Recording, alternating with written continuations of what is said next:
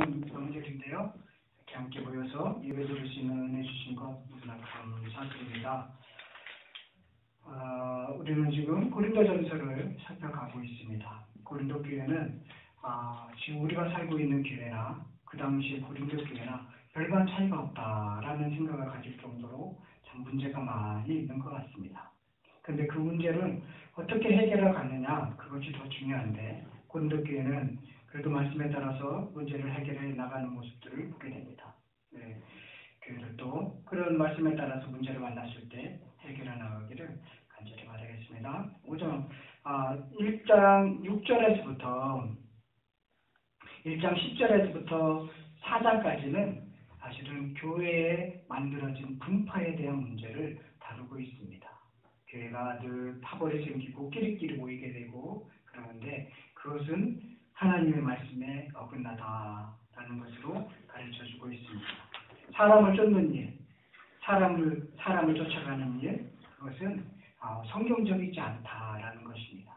나는 누구 목사님 좋아, 누구 좋아 이러는 것은 그리스도 공동체 안에서는 좋은 모습이 아니다라는 것입니다. 그런데 우리는 간혹 이런 일들을 많이 하고 있습니다. 특히 대한민국에 있는 많은 교회들이 우리 목사님 하면서 거기에 마치 다른 목사님은 아니고 우리 목사님만 최고인 것처럼 생각하는 것 또한 그것도 성경적이지 않다라는 것입니다. 우리는 말씀이 우선이 돼야 되는데 사람을 쫓아가는 경우가 많이 있다는 것입니다. 그것은 실수를 범할 수 있는 것이다 라는 것으로 그렇게 정리해주고 있습니다. 또 두 번째 문제는 무슨 문제가 있었느냐면 고린도 교회 내에 아주 형편없는 그런 사람이 있었습니다. 어떤 사람이냐면 자기 아버지의 계모를 자기가 데리고 살았습니다. 아마도 아버지가 돌아가신 것 같은데 그 아버지가 돌아가신 후에 그 젊은 계모를 자기 아내로 이렇게 취해갖고 살고 있는 그런 사람이 교회를 다니고 있었습니다. 그 문제를 어떻게 처리할 것인가 그거에 대해서 지금 나누고 있는데요. 고린도 교회만 있을 것 같죠. 그런데 대한민국에 있는 교회도 이런 사람이 있을 수 있다라는 것입니다. 5장 1절을 보도록 하겠습니다. 5장 1절을 보면 너희 중에 너희 고린도 교회 안에서 이런 뜻입니다. 교회 안에서 심지어 음행이 있다 함을 들으니 그런 음행은 이방인 중에서도 로마법에서 금지하고 있는 이런 것입니다. 그런 음행이요 로마법에서도 금지하고 있는 일반 세상 사람도 그렇게 하고 있지 않은 그런 일을 하고 있다는 것입니다. 중에서도 없는 것이라 어떤 사람이 그 아버지의 아내를 계모를 취하했다 하는도다. 이런 문제가 생겼다는 것입니다. 심각한 문제죠. 이것은 사실은 1절에서부터 13절은 무엇을 다루고 있느냐면 교회의 거룩성을 다루고 있습니다. 교회의 거룩성이라는 것은 구별되다, 거룩하다는 것은 구별되다라는 것입니다. 가치관이 다르다라는 뜻입니다. 그런데 지금 교회의 그 어떤 사람이 하고 있는 행동은 세상 사람보다도 더 못하다라는 것을 지금 말씀하고 있는 것입니다. 그리하고도 2절 볼게요. 그리하고도 너희가 오히려 교만하여져서 어찌하여 통한이 여기지 아니하고 그런 사람들을 어떻게 그냥 놔두는가 이겁니다. 그 행할 자를 너희 중에서 쫓아내지 아니하였느냐. 출교를 해야 되는데 왜 하지 않았느냐 라는 것을 지적하면서 내가 실로 몸으로는 떠나 있으나 내가는 지금 바울을 이야기합니다. 고린도 교회에서 떠나 있으나 영으로는 너희와 함께 있어서 거기 있는 것 같이 내가 너희들과 함께 있는 것 같이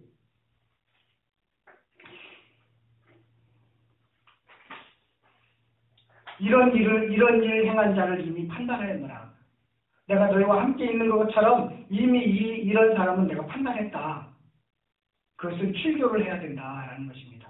초대교회 때는요 이런 문제가 있는 사람들은 어떤 일을 했냐면 성부와 성자와 성령의 이름으로 이 누구누구를 사단에게 내어주노라 그렇게 해서 출교를 시켰답니다.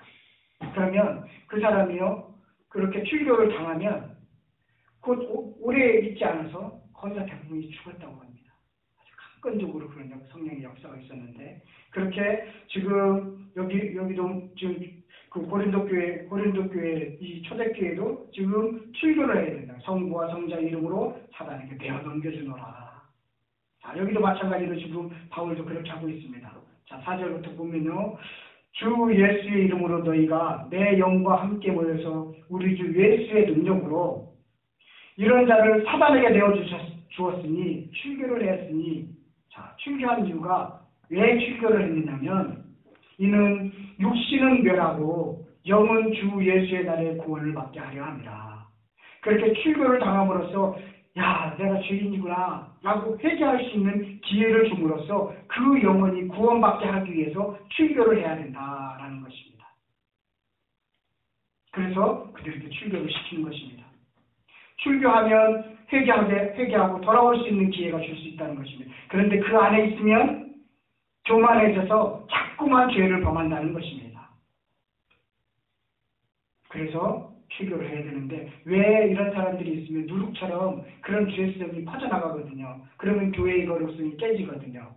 교회는 거룩해야 되는데 이 거룩이라는 것은 뭐냐면 아주 건엄하게 걸음을 막 이렇게 걸어가는 거, 아니면 성경책을 이렇게 띄고 걸어가는 거, 이런 게 거룩이 아니에요.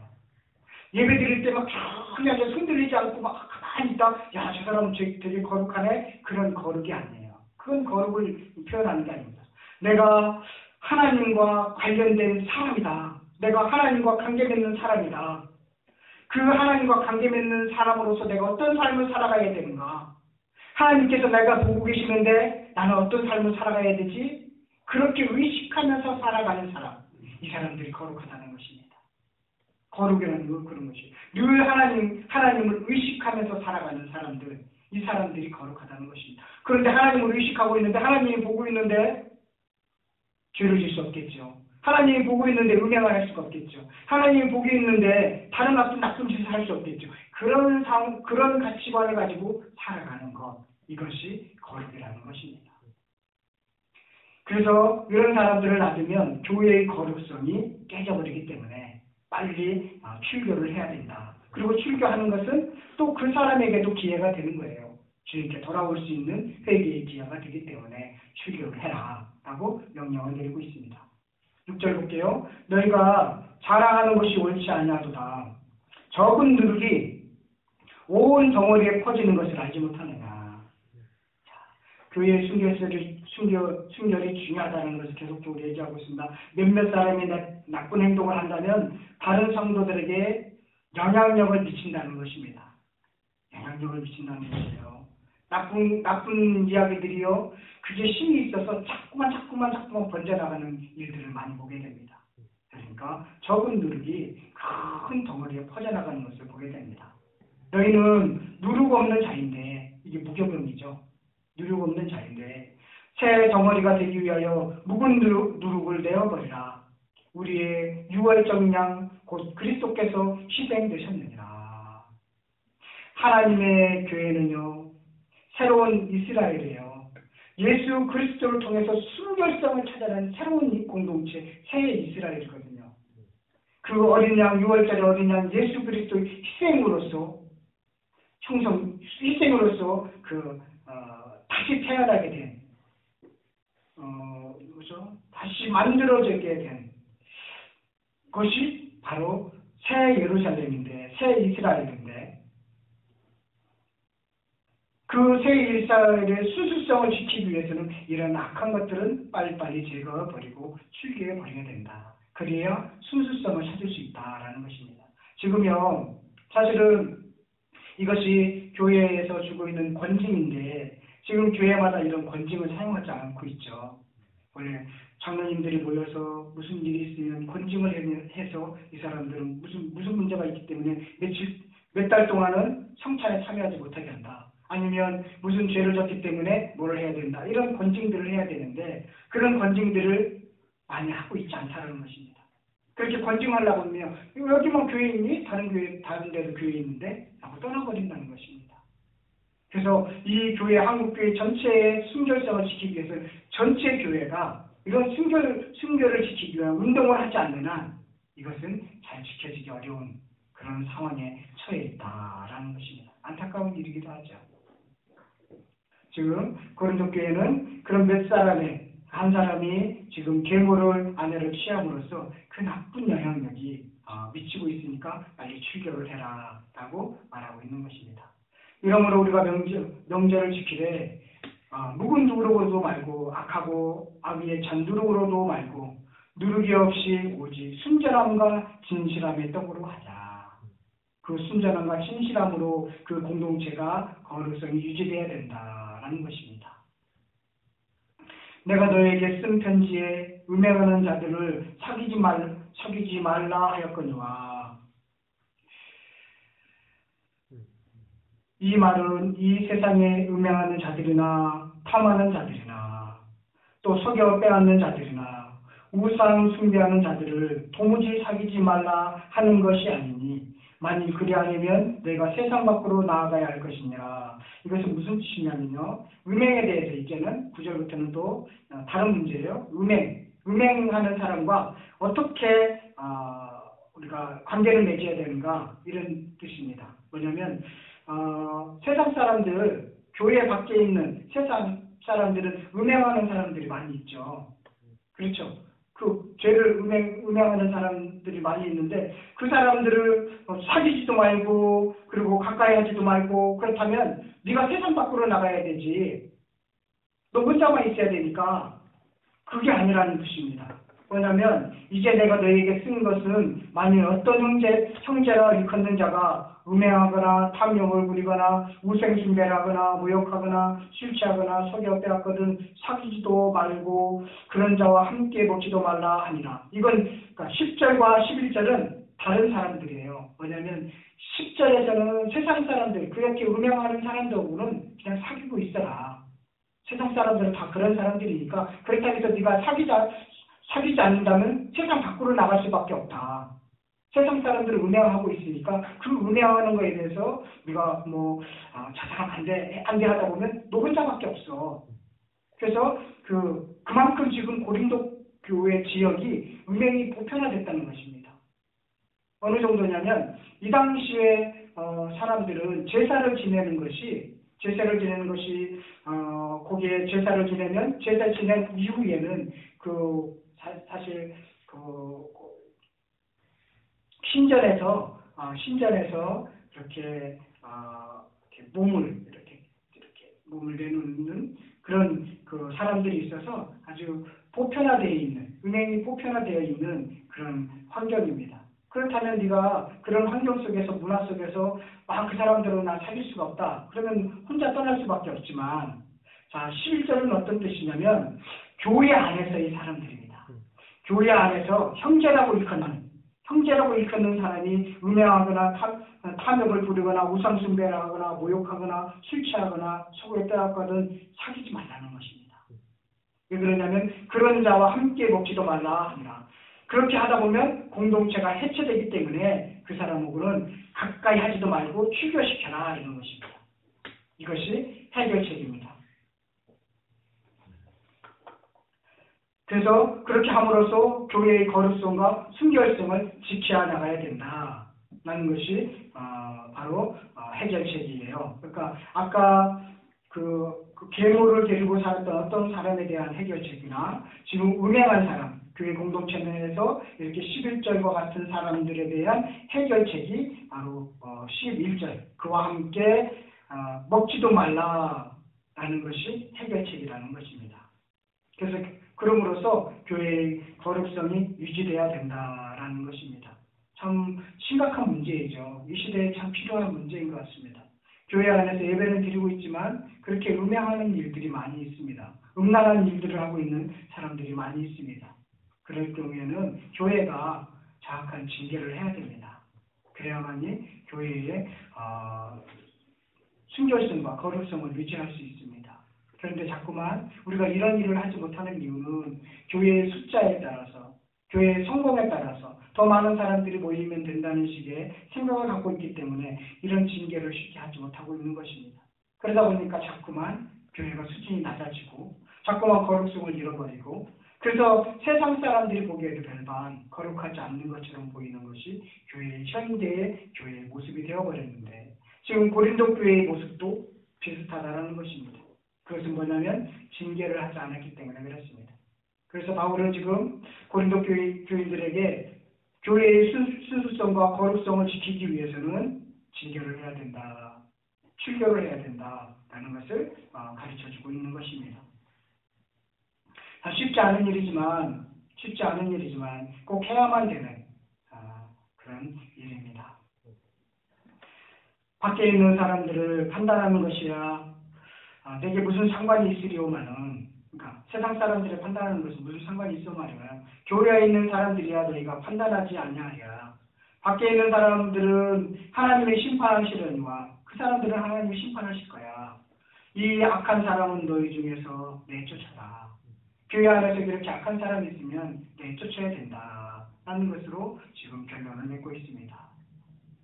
주님께서도 내어 쫓기를 원하신다라는 것입니다. 그래서 교회의 순수성과 거룩성을 지켜나가야 된다라는 것을 해결책으로 제시해주고 있습니다. 그러니까 실질적인 해결책은, 그 문제의 실질적인 해결책은 11절과 13절이에요. 그것도 뒷부분에 있는 그런 자와 함께 먹지도 말라. 그리고 악한 사람은 너희 중에서 내쫓아라 라는 것이 바로 음행하는 사람과 그 음란한 사람, 방탕한 사람, 술 취한 사람, 이런 속이는 사람, 이런 사람들에 대한 해결책이다.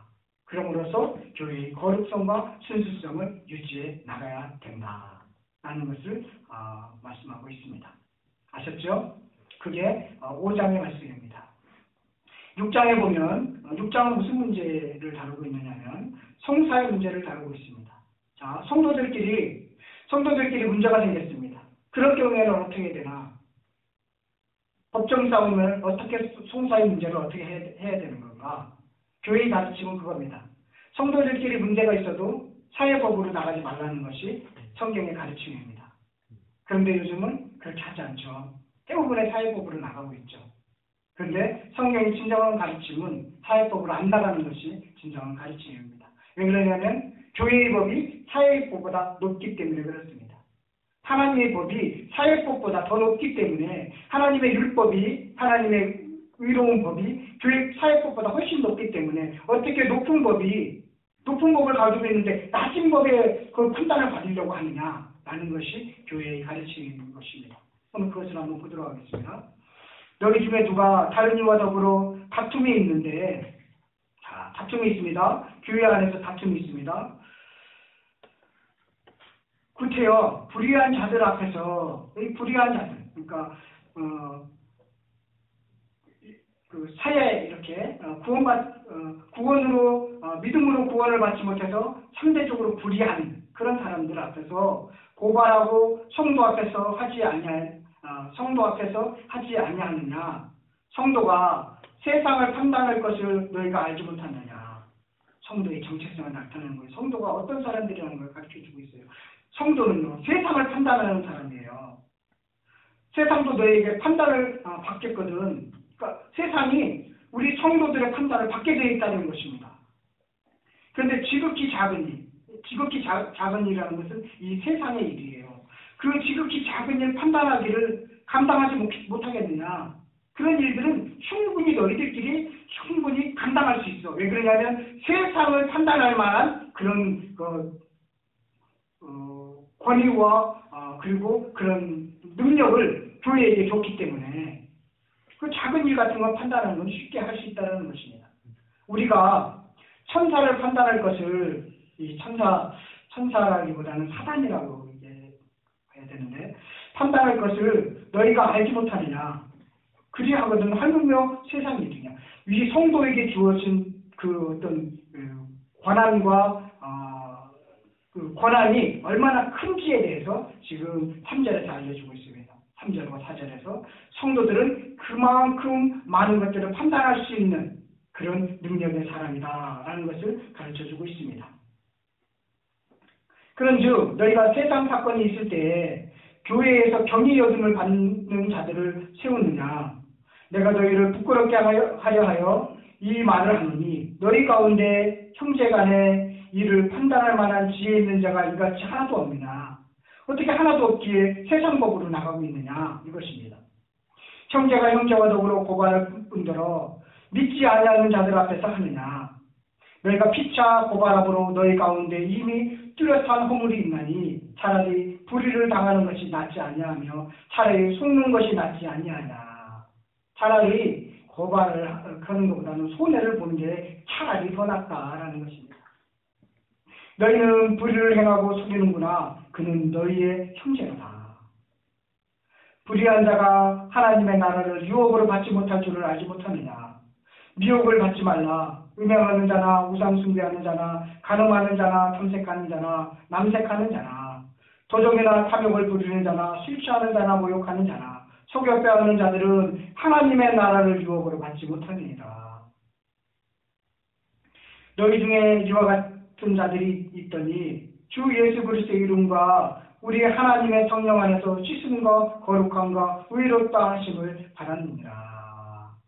이것을 좀 쉽게 표현하자면 뭐냐면요, 성도들끼리 다툼이 있을 때는 고발하지 말고 세상법을 가지 말라, 이런 뜻입니다. 이 당시에 고린도 사람들은요, 툭하면 아주 사소한 문제 가지고도 이렇게 고발을 해서 판단을 받는 일들이 그 당시의 문화였습니다. 그런데 그렇게 하지 말라. 왜 그러냐면 교회의 법이 성도들에게, 교회에게 주었던 그 권한이 사회법에게 준 권한보다 훨씬 높기 때문에 그렇다. 너희들이 지혜 있는 자가 없느냐? 그 정도는 판단할 수 있잖아. 그러니 그걸 가지고 세상법으로 나가지 마라, 라는 것입니다. 이대로 한다면 참 한국교회가 많이 건전해질 텐데 지금 이렇게 하지 못하는 것이, 악한 사람들이, 정말 하나님의 뜻을 알지 못하는 사람들이 자꾸 교회에 와서 그걸 가지고 사회법으로 나가고 있기 때문에 할 수 없어서 또 고발하게 되는, 억울하게 되는, 성경의 말씀이 없게 되는 그런 일을 겪게 되는 것입니다. 우리 노예의 어떤 목사님이 자기가 그렇게 고발을 받았는데 고발을 안 했답니다. 말씀을 지키려고 안 했더니 자기가 완전히 피해자인데 피의자가 돼갖고 아주 어려운 곤욕을 치렀다고 얘기하면서 고발을 하면 할 수 없이 다시 고발을 해야 된다, 그렇게 이야기를 하더라고요. 이게 사회법의 원리라고 얘기하면서. 그래서 저는 그런 생각을 했습니다. 차라리 그런 사람들하고 안 만나면 편할 텐데, 안 만나면 더 쉬웠을 텐데 라는 생각이 들긴 하는데, 지금 우리의 한국교회 곳곳에 그 묻어나 있는 이런 문제들은 성경적이지 않다는 것입니다. 성경적이지 않는데 그 세상의 지혜를 가지고 마치 성경의 지혜보다 훨씬 나은 것처럼 얘기하는 그런 시대가 우리 지금 살고 있는 시대인 것입니다. 안타까운 시대입니다.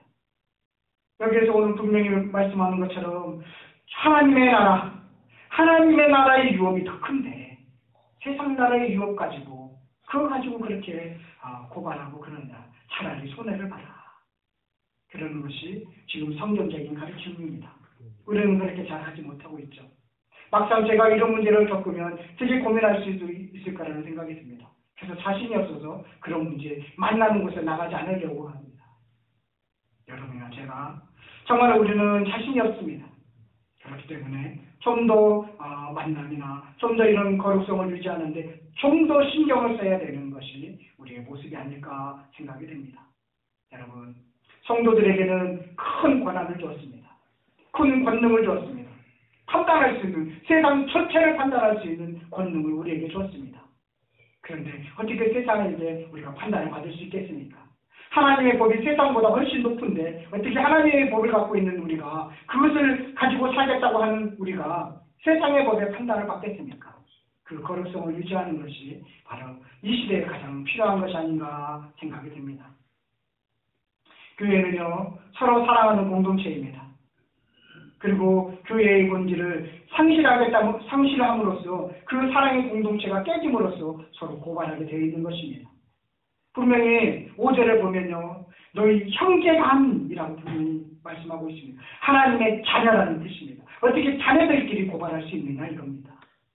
그러면 안 된다라는 것을 가르쳐주고 있습니다. 우리 똑같이 그런 문제를 만날 때 이 고린도전서 6장을 한번 가지고 기도를 하시는 저와 여러분들이 되시기를 간절히 축원드리겠습니다. 네. 기도하겠습니다. 하나님.